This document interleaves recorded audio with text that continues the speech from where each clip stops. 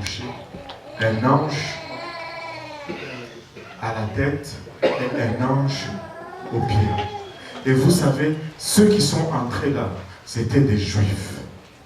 Regarde ton voisin, dis-lui, c'était des Juifs. C'était des Juifs.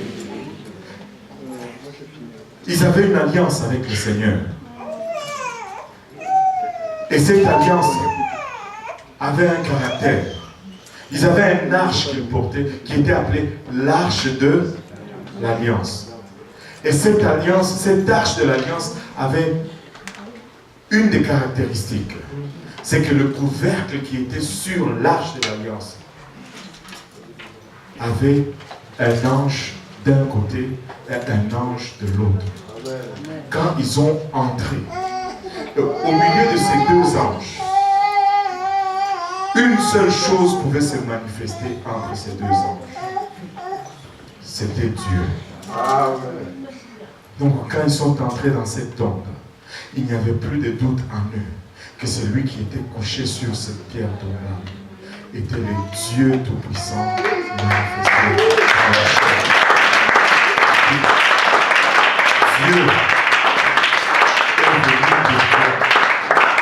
Dieu est venu pour toi. Tu n'as pas été racheté à un prix de rabais. Tu as été racheté à plein prix. La Bible nous dit toute la plénitude de la divinité habitait corporellement en lui. Tu as été racheté à plein prix. Tu ne peux pas vivre pour Dieu à moitié aussi. Tu dois vivre pour Dieu pleinement. Parce qu'on ne t'a pas racheté à rabais. Tu n'as pas été racheté à un 2 pour 1. Tu n'es pas un 2 pour 1. Alléluia. Et ça ne se peut pas un 2 pour 1 parce qu'il est un et un seul. Écoute Israël, l'Éternel notre Dieu est le seul et un. Alléluia. Et un. Maintenant, je m'écarte un peu. Je suis excité. Réternez-moi quelqu'un. J'arrive, je conclue. Regardez. Le jour de la Pentecôte, le Saint-Esprit est tombé et ça a rempli tous ceux qui étaient dans la place. Aujourd'hui, cet esprit est encore disponible. Et dans quelques instants, ça va tomber sur nous. Si tu as soif, il va te remplir. Et lorsque le Saint-Esprit est tombé sur eux, ils ont commencé à parler en d'autres langues comme l'Esprit leur donnait de s'exprimer. Alléluia. Ils ne savaient plus et ils ne comprenaient plus ce qu'ils disaient. Leur langue partait, mais ils parlaient en d'autres langues et ils glorifiaient Dieu. Et comme Dieu est le même, hier, aujourd'hui et éternellement, et qu'il ne change pas, aujourd'hui, si tu reçois le Saint-Esprit, tu vas également parler en d'autres langues comme l'Esprit te donne de t'exprimer. C'est disponible pour toi aujourd'hui. Alléluia. C'est disponible pour toi. Écoutez, je suis... quand il y a eu tout ce bruit, comme à ce temps-là, il n'y avait pas de diable vision, je veux dire de télévision, il n'y avait pas de cette affaire.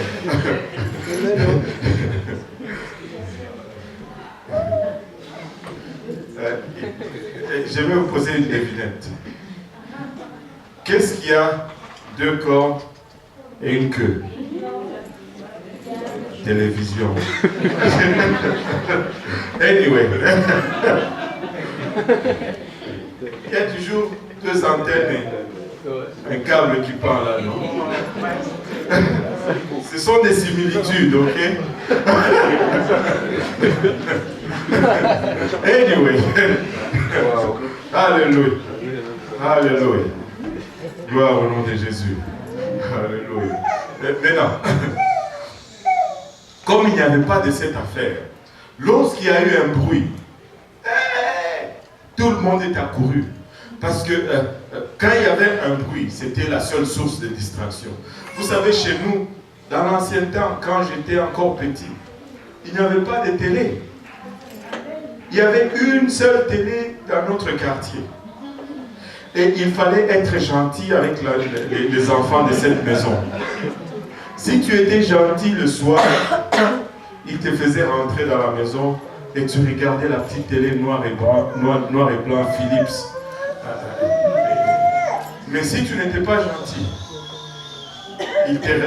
tu regardais par la fenêtre en fait. Et des fois, si vous étiez vraiment méchant, il fermait même la fenêtre et là, vous voyez seulement le reflet bleu de l'écran à travers le rideau. À cette époque-là, quand il n'y avait pas ces choses chez nous, quand on criait seulement tout le monde sortait pour aller voir qu'est-ce qu'il y a, qu'est-ce qu'il y a. Qui s'identifie à cela? Dès qu'il y avait bruit, on criait seulement aux voleurs. Tous les quartiers sortaient. Essayez de crier ici. Tout le monde continue parce que chacun a sa télé chez lui. Anyway. Mais en ce jour-là, ils sont tous accourus. Au bruit, ils sont accourus. Qu'est-ce qui se passe? Qu'est-ce qui se passe? Et ils ont regardé ces gens qui parlaient en langue. Et ils étaient comme, oh, mais c'est quoi ça? Comme lorsqu'ils viennent ici, ils regardent, nous sommes en train de parler en langue et de danser. Moi, je crois que c'est ce que les apôtres faisaient. Ils étaient là, oh, alléluia, oh, là-bas, et là, ils arrivent. Qu'est-ce que c'est? Ils sont fous, ces gens. C'est ce que tu t'es dit la première fois quand tu es rentré ici. Mais ils sont fous, ces gens. Rien n'a changé. Qui a pensé que vous étiez fous? Soyez honnêtes. Moi aussi, j'ai pensé qu'ils étaient fous. Jusqu'à ce que moi-même, je devienne fou. Alléluia. Alléluia. Mais vous savez, il n'y a pas de problème à être fou. Parce que si tu es fou pour ce monde, la Bible dit tu es sage pour Dieu.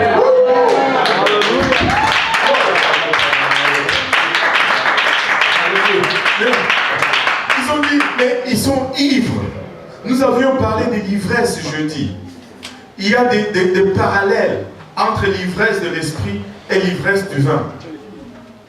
Quand ils ont regardé les apôtres, ils ont pensé qu'ils étaient remplis de vin. Donc, quand les gens nous voient et que nous sommes remplis du Saint-Esprit, ils doivent se demander si nous sommes ivres. Et des fois, c'est ce qu'ils pensent quand ils viennent ici. Et c'est correct. Et donc, ce n'est pas une chose étrange. Tu vas le vivre. Quand l'Esprit de Dieu vient en toi, c'est plus fort que toi. Ta langue va aller. Toi qui parlais le français avec un bon dicton, tu articulais tous tes mots et subitement tu perds le contrôle de ta langue. Et tu veux dire alléluia, mais ça sort alléluia. Et c'est le Saint-Esprit. Il prend le contrôle de la langue. Vous savez, la Bible nous dit, quand tu donnes, la Bible nous dit la langue est un petit membre, mais elle contrôle tout le corps. Mais regarde, quand Dieu contrôle ta langue, il va contrôler le reste de ton corps. Tu dois abandonner le contrôle de ta langue à Dieu. On peut parler de la langue, on peut parler de Babel, comment Dieu a dispersé les nations en utilisant la langue. Mais quand il veut unir, Paul nous dit, des deux, il en a fait un. Il a pris les païens et les juifs, il en a juste fait un. Quand il veut unir, il utilise encore la langue pour de faire ce qu'il a fait. Anyway, jeudi, les études bibliques. Amen. Alléluia. Et tu vas parler en d'autres langues. Et quand ils ont vu cela, ils se sont posés, mais c'est quoi ces gens? Qu'est-ce qui se passe? Et Pierre s'est levé. Le premier pape de l'Église s'est levé. Et il a déclaré ceci, au verset 37. Actes chapitre 2, verset 37. 2, pas 3. Acte 2, ouais. Après avoir entendu ces discours, ces gens-là, ils eurent le cœur vivement touché et ils dirent à Pierre et aux autres apôtres, oh mon frère, que ferons-nous? Après avoir vu cela, non, d'abord, j'ai oublié de dire quelque chose. Pierre a prêché. Le premier pape, il a prêché. Et son message, si tu vas lire le contenu de son message, il a prêché que Jésus est venu, il a prêché que Jésus est mort, il a prêché que Jésus a été enseveli et il a prêché que Jésus est ressuscité. La même chose que je vous ai prêché tout à l'heure. C'est le premier pape. Et quand ils ont entendu cela, ils lui ont posé la question, qu'allons-nous faire? Ils ont compris qu'il y avait quelque chose qu'ils devraient faire. Ils n'ont pas dit, qu'allons-nous croire? Ils ont dit, qu'allons-nous faire? Faire. Et Pierre leur dit, voici ce que vous devez faire. La première des choses, c'est que vous devez vous repentir. Repentez-vous. Ça, c'est la première des choses que vous devez faire. La deuxième chose que vous devez faire est que chacun de vous soit baptisé, comment? Au nom de Jésus-Christ, pour le pardon de vos péchés. Il dit, vous devez être baptisé au nom de Jésus-Christ. Ça, c'est le premier pape. Au nom de Jésus-Christ. Il n'a pas dit au nom du Père et du Fils et du Saint-Esprit. Il a dit au nom de Jésus-Christ. Et il n'a pas dit, oh, faites-vous baptiser si ça vous dit, parce que c'est juste un signe extérieur, parce que quand tu crois, c'est déjà réglé. Non. Il a dit, faites-vous baptiser au nom de Jésus-Christ. Pourquoi? Pour le pardon de vos péchés. Et regardez, le baptême nous lave de toute souillure. Amen. Le baptême, c'est pour le pardon des péchés. Ce n'est pas optionnel, le baptême. Si tu veux que tes péchés soient pardonnés, il faut que tu te fasses baptiser au nom de Jésus-Christ. C'est ce que ce verset veut dire. Et il dit, et ça c'est la deuxième chose, et la troisième il dit, et vous recevrez, ou il dit, oh, vous pourriez recevoir. Vous recevrez, vous allez recevoir le don du Saint-Esprit. Et il dit, car la promesse est pour vous. Le prochain verset est pour vos enfants. Vous savez qu'un enfant peut recevoir aussi le Saint-Esprit. Amen. Et pour tous ceux qui sont au loin, même s'ils sont au Gabon, ils peuvent recevoir le Saint-Esprit.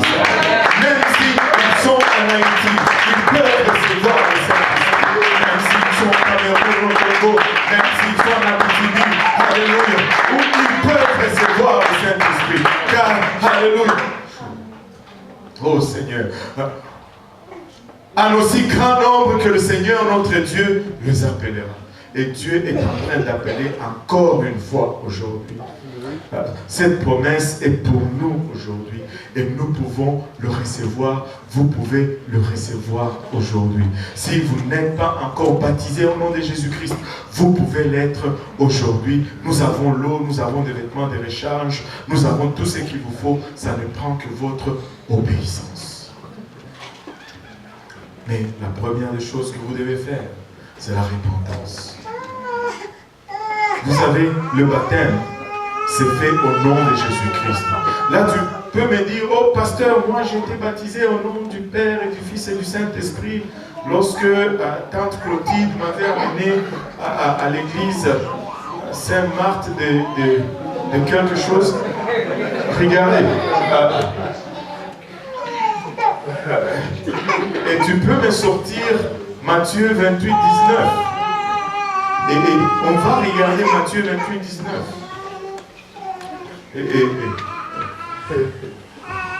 Il dit, allez faire de toutes les nations des disciples, les baptisant au nom du Père et du Fils et du Saint-Esprit.